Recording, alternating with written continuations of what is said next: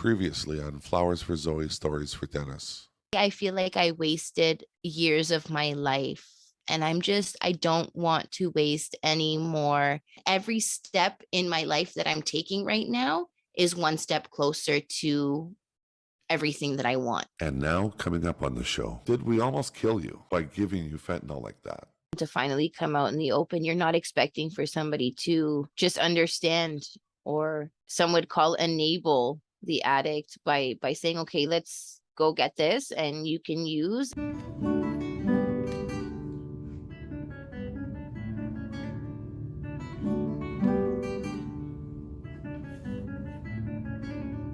On today's podcast, we discuss the controversial topic of harm reduction. If you find anything from today's show activating, please reach out and talk to somebody. If you like what you hear, please share the link with others.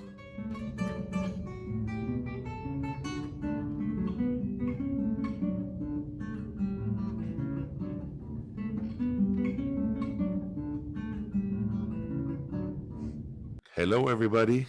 Good morning. Hello. Welcome to podcast number 14. Today we're talking about harm reduction. I find the word a little bit confusing myself until Laura explained it to me. So why don't you kind of explain it, Laura? What exactly is harm reduction?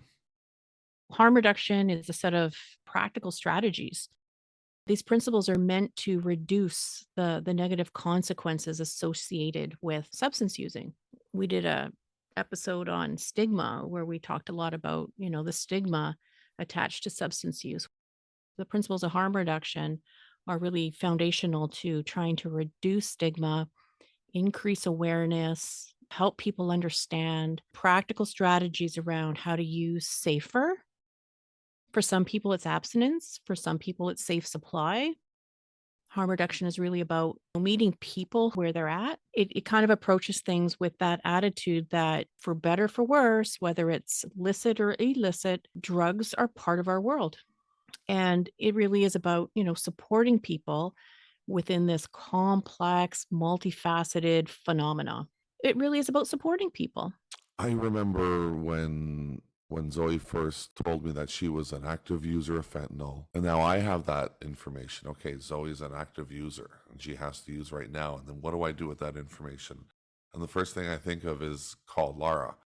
And if I put myself back in those shoes, I remember sitting there wondering to myself, how am I going to tell Laura that Zoe is going to use? Laura's going to freak out. And then I called Laura. And I remember Laura, and it was like a light switch went on. As soon as you heard Zoe's using, it's like you went into this mode and you were like, yeah, okay, she's using. So what's the plan? When you describe it that way, what comes up for me is that these are not conversations that many people have. It wasn't for us. It was such a relief for me hearing you talk. Like, I don't know if you're aware of it even, but sometimes you just jump into this, I call it like a therapy mode, and you just kind of take control of the situation. You take a big panicky moment and you have a way of filtering it down and calming things down and looking at it rationally. And that's what you did that night. And oh my God, it was such a relief. And I'm talking about me. It was such a relief just for me. Zoe, what was it like for you to hear those words? You're using, we're going to support you through this. I mean, it was a relief. You go so long with hiding your addiction, right? And then to finally come out in the open, you're not expecting for somebody to just understand, or some would call enable the addict by saying, okay, let's go get this and you can use and we're going to make a plan. That's never the plan. You don't see somebody saying stuff like that. You tell somebody that you need to use and their automatic thought was, okay, so how are we going to stop you from using this time? What are we going to do to prevent you from using? It was shocking, but it was also such a relief.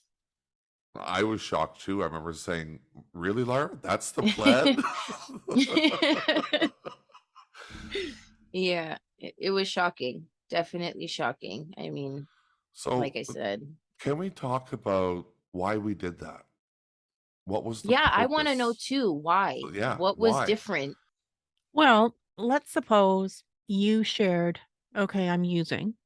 And let's suppose the response was, well, how can we help you stop? How would that have felt? Like every other time, like every And other situation. you would have immediately went to plan B. Yeah.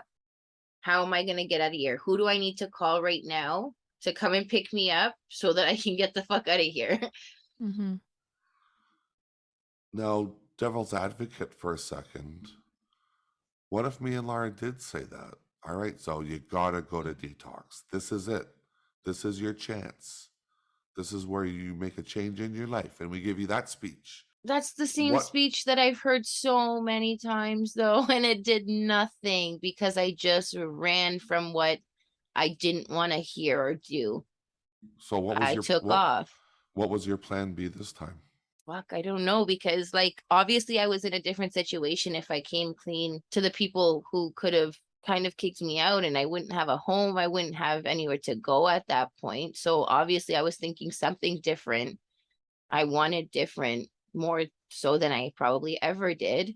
You think you would have tried going into detox? Possibly Yeah. survival mode, like we were talking about survival mode, like you said. Survival mode is who do I need to call to come pick me up? And what are my next steps to get a couple bucks to buy a point of fentanyl? Like, what are my next steps from here? Because where I am right now, that's not happening. You know, it's not going in that direction. This direction is going to, you can't use Zoe. You have to go to detox. These are the ultimatums, right? And then, like I said, on the other hand of things, I must have been in a different zone because I came clean about it. So I must have wanted change really bad at that point. So I probably would have tried to clean up my shit, I guess.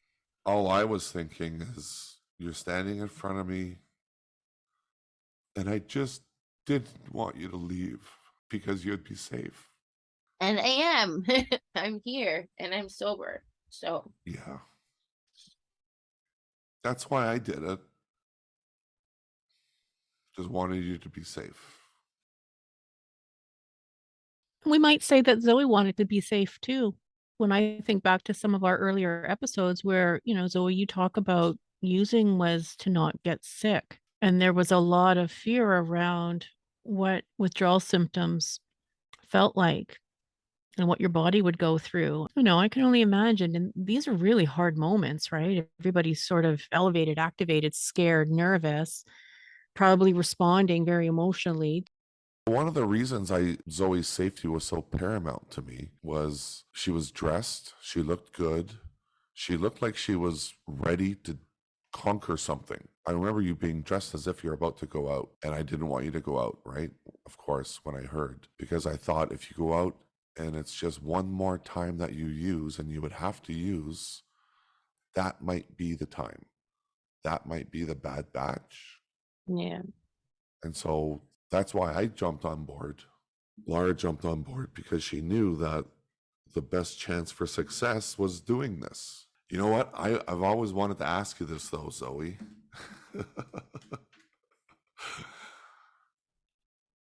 Did we almost kill you by giving you fentanyl like that?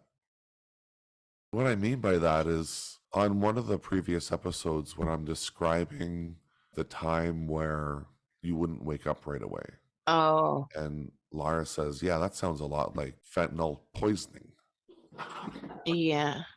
We were on a pretty structured regiment. You were dosing only for withdrawals, but does that eventually lead to fentanyl poisoning? Could that have been the cause of your death if we kept doing that? I don't know. I honestly, I don't know. I don't know either. I mean, I asked that question because I imagine there's other people out there right now, and they may be going through that same decision process. Do I Yeah. force my loved one to go into detox? Or, And risk driving them away. yeah, or what's the or there? I mean, in our case, we did the taper plan. How dangerous was that?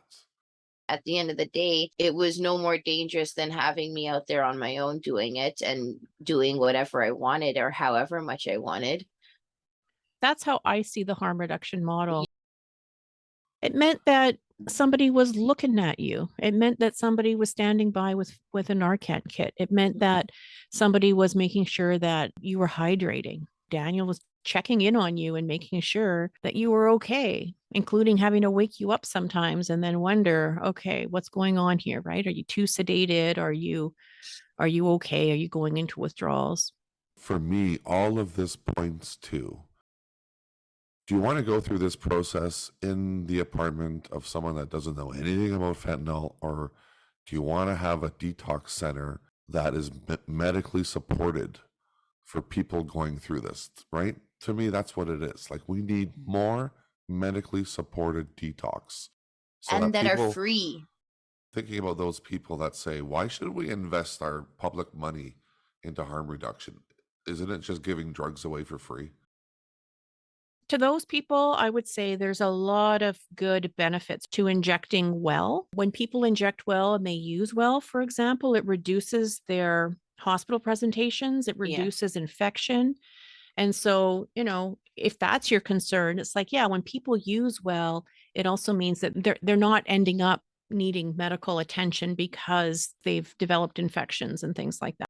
In the long run, it's people saving money because it prevents the problem from getting extreme and bigger.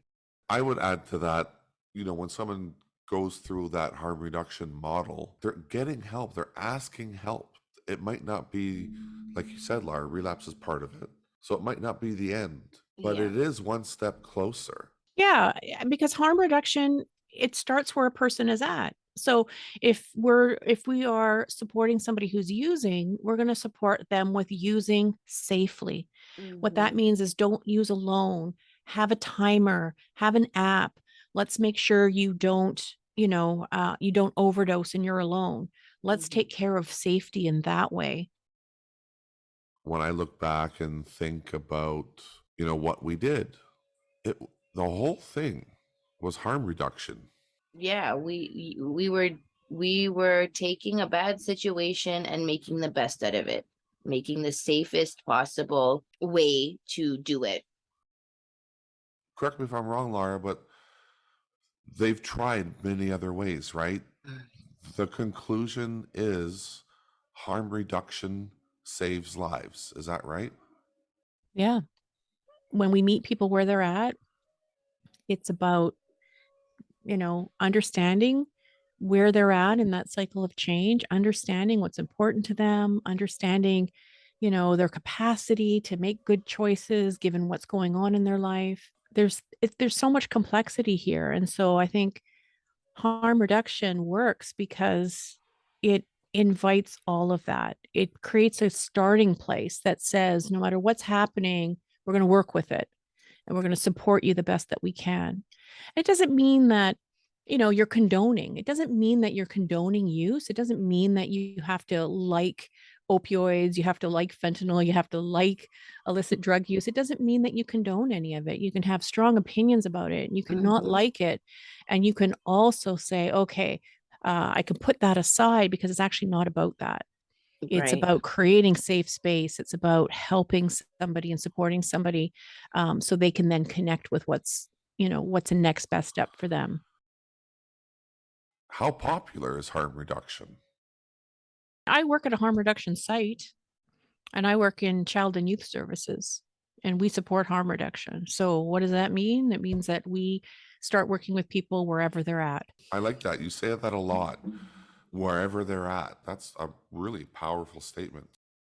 We could directly relate that to the stages of change, can't we? Yeah, Mhm. because everybody is at their own spot. You know what I'm saying? Not every person is the same. Not every situation is the same. Not every addiction is the same. So, in order to make the addict feel comfortable, you need to start where they are, start where they're at, which is why I think Laura uses that term so much because it's so important. Yeah, I think what gets in the way for a lot of people, and particularly if you think about parents, right? I think parents really struggle with what does this say about me then? So if we start off with some ideas about what it means to be a good parent or a good partner or a good spouse or a good boyfriend, girlfriend, if we have, ideas about what it means to be good in these roles, then sometimes harm reduction invites this, holy shit, what does this say about me then if I'm going to let my kid use? Does this say something Yeah. about me negative? Um, Oh, I felt that way big time. Like yeah. we spoke about that in one of the earlier podcasts where I was actually on the NA meeting and I felt I didn't want to talk about it. I didn't Yeah, want to bring it up.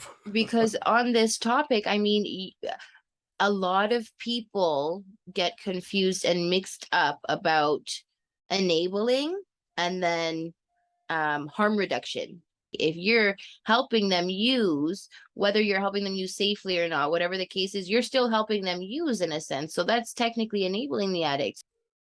There's so much to it, right? Like so many different outlooks on that.